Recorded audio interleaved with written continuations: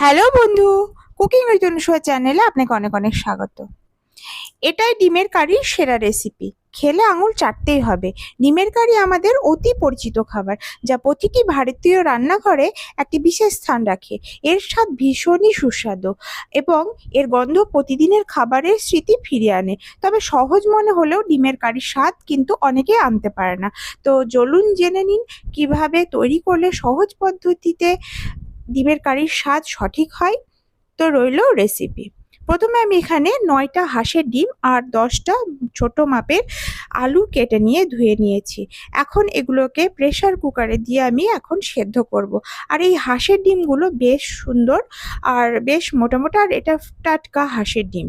তো হাঁসের ডিম আমি এখানে প্রেসার কুকারে সেদ্ধ করে নিচ্ছি। তো আপনারা অন্য পাত্রেও সেদ্ধ করে নিতে পারেন। আর এই হাঁসের ডিমগুলো একটু নীল নীল ধরনের, এখানে আমি 3-4টে ডিম আছে যেগুলো নীল ধরনের দেখতে, আর বাকিগুলো সাদা। তো চলুন প্রেসার কুকারে দিয়ে আমি এখন এটাকে সিটি দিয়ে সেদ্ধ করে নিই। এইভাবে 4টে মতো সিটি দিলেই প্রেসার কুকারে সেদ্ধ হয়ে যাবে। আর আপনারা যদি অন্য পাত্রে সেদ্ধ করতে চান তো সেটা একটু বেশ 30 মিনিট মতো সেদ্ধ করলেই হয়ে যাবে। তো আলু ডিম এখানে সেদ্ধ হয়ে গেছে আমার। আর এটাকে ঠান্ডা করে নিয়েছি, নিয়েই খুলেছি। এখন সমস্ত আলুগুলোকে আমি, আলুর যে খোসা এগুলোকে আমি এখন হাত দিয়ে সমস্ত আলুগুলোর খোসাকে একে একে ছাড়িয়ে নিচ্ছি। আমার সমস্ত আলুর খোসা ছাড়ানো হয়ে গেছে।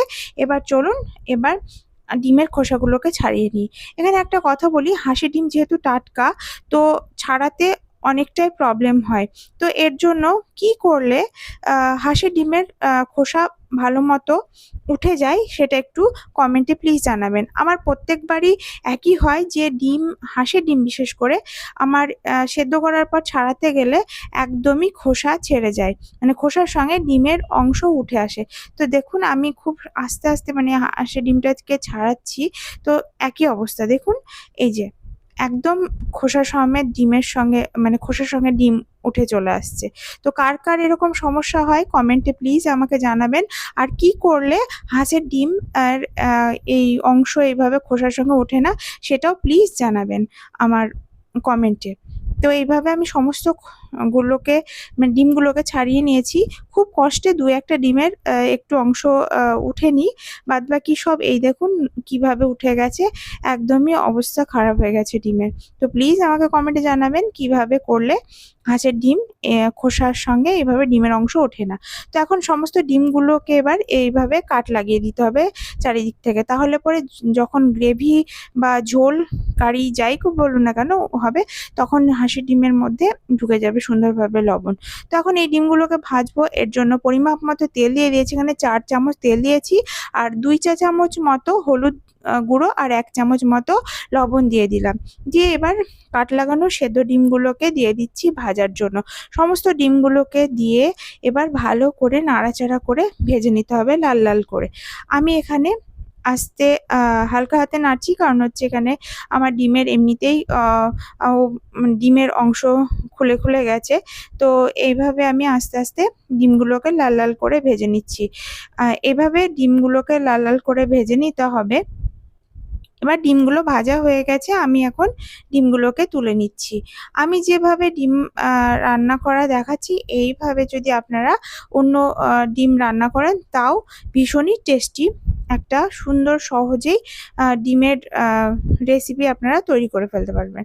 তো এইভাবে লাল লাল করে ডিমগুলোকে তুলে নিচ্ছি। আর যে অবশিষ্ট তেল রয়েছে ওই তেলের মধ্যে 2টো শুকনো লঙ্কা, একটা আধখানা করে নেওয়া তেজপাতা, আর 3টে এলাচ, 4টে লবঙ্গ, 1 ইঞ্চি দারচিনি, আর 1 চা চামচ মতো জিরে ফোড়ন দিয়ে দিলাম। এবার ভালো করে একটু ভেজে নিতে হবে। সুন্দর গন্ধ ছাড়ছে এই অবস্থাতে কিছুটা পেঁয়াজ কুচি এখানে দিয়ে দিচ্ছি। এখানে 2টো পেঁয়াজ কুচি রয়েছে কুচি কুচি করে কেটে নেওয়া। এই পেঁয়াজ কুচিগুলোকে দিয়ে এবার লাল লাল করে ভেজে নিতে হবে। তো এগুলোকে তাড়াতাড়ি যাতে ভাজা হয় এর জন্য আমি এখানে এখন 1 চা চামচ মতো লবণ দিয়ে দিচ্ছি। দিয়ে এবার তাড়াতাড়ি ভেজে নেব এই জন্য লবণটা দিলাম। দিয়ে এবার ভালো করে লাল লাল করে পেঁয়াজটাকে ভেজে নিচ্ছি। তো আমার পেঁয়াজটা ভাজা হয়ে গেছে। এখন দিচ্ছি কিছু বাটা মশলা। এখানে দিচ্ছি 4 চা চামচ আদা জিরে কাঁচা লঙ্কা বাটা, 4 চা চামচ রসুন বাটা দিয়ে দিচ্ছি। এবার এই কাঁচা মশলাগুলোকে যতক্ষণ না এর গন্ধ যাচ্ছে ততক্ষণ কষাতে হবে, আর এটাকে মিডিয়াম ফ্লেমেই কষাতে হবে। তো এখন নাড়াচাড়া করে ভালো করে কষিয়ে নিতে হবে যতক্ষণ না কাঁচা গন্ধ চলে যাচ্ছে, তেল ছাড়া হচ্ছে। তো দেখুন এইভাবে কষিয়ে নিতে হবে। তেল ছাড়া হয়ে গেছে, এরপরে কিছু গুঁড়ো মশলা দিচ্ছি। এখানে দিচ্ছি 1 চা চামচ ধনে গুঁড়ো, 1 চামচ জিরে গুঁড়ো, আর দিচ্ছি 2 চা চামচ কাশ্মীরি লাল লঙ্কার গুঁড়ো, আর এখানে দুটো বড় মাপের টমেটো বাটা এখন দিয়ে দিলাম, আর দিলাম স্বাদ মতো লবণ, চিনি। এখানে 1 চামচ করে লবণ আর চিনি দিচ্ছি, আপনারা আপনাদের স্বাদ অনুযায়ী লবণ চিনি ব্যবহার করবেন। যারা চিনি পছন্দ করেন না তারা চিনি স্কিপ করে যাবেন। এবার ভালো করে কষিয়ে নিতে হবে। দেখুন কতটা সুন্দর কালার চলে আসছে। পুরো কষানোর ওপর নির্ভর করে তরকারির টেস্ট। তো এখন ভালো করে কষিয়ে নিচ্ছি যতক্ষণ না তেল ছাড়া হবে, আগেই বলেছি। তো এখানে দেখুন তেল ছাড়া ছাড়া হয়ে গেছে, আমার মশলা কষানো হয়ে গেছে। এখন দিয়ে দিতে হবে সেদ্ধ করা খোসা ছাড়িয়ে রাখা আলু। এখন এই সেদ্ধ করা আলুগুলোকে দিয়ে আবারও 2 মিনিট মতো কষিয়ে নিতে হবে হাই ফ্লেমে। আমি এখন হাই ফ্লেম করে ভালো করে 2 মিনিট মতো কষিয়ে নিচ্ছি। দেখুন সুন্দর কষানো হয়ে এসেছে। এবার আমি এখন জল দেব এর মধ্যে জল আমি 1 গ্লাস মতো দিচ্ছি। আপনারা আপনাদের যতটা গ্রেভি পছন্দ করেন সেই মতো দেবেন। যদি ঘন পছন্দ করেন তাহলে কম দেবেন, যদি পাতলা পছন্দ করেন তো পাতলা করে দেবেন, মানে আরেকটু বেশি দেবেন আর কি। তো এইভাবে আমি জল দেবার পরে ভালো করে নাড়াচাড়া করে দিলাম, দিয়ে ফুটতে দিলাম। ফোটার কিছুক্ষণ পরে 4টে কাঁচা লঙ্কা চেরা দিয়ে আবারও নাড়াচাড়া করে ফুটতে দিলাম। ফুটে উঠলেই ভাজা ডিমগুলোকে দিয়ে দিতে হবে। ভাজা ডিমগুলো দেবার পরে আবারও নাড়াচাড়া করে ফুটতে দিতে হবে কিছুক্ষণের জন্য, মানে 1 মিনিট মতো ফুটতে দিলেই হবে। বেশ ফুটে গেলে এখানে ধনেপাতা কুচি ছড়িয়ে দিতে হবে। ধনেপাতা কুচি ছড়িয়ে দিয়ে একটুখানি নাড়াচাড়া করে ফ্লেম অফ করে দিয়ে নামিয়ে দিলেই তৈরি হয়ে যাবে খুবই সুস্বাদু আর খুব সহজেই এই ডিমের কারি, হাঁসের ডিমের কারি আমি এখানে প্রস্তুত করে ফেলেছি, এখন পরিবেশন করে দিলেই হবে। তো এইভাবে একবার বাঙালি স্টাইলে হাঁসের ডিমের কারি কিংবা যে কোনো ডিমের কারি করে খেয়ে দেখবেন, দেখবেন ভীষণই মজাদার হয়। টমেটো আর ধনেপাতা দিলে তো ব্যাস স্বাদ একদম পুরোপুরি বেড়ে গেল।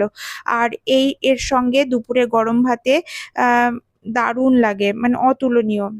তো বন্ধু এইভাবে তৈরি করে খেয়ে দেখবেন, দেখবেন ভালো লাগবে। আর যদি ভালো লাগে থাকে আমার ভিডিওটি তাহলে লাইক, শেয়ার, কমেন্ট, সাবস্ক্রাইব করে আমার পাশে থাকার অনুরোধ রইল। আর যদি না ভালো লাগে তো উপদেশ হিসাবে কমেন্ট করার অনুরোধ রইল।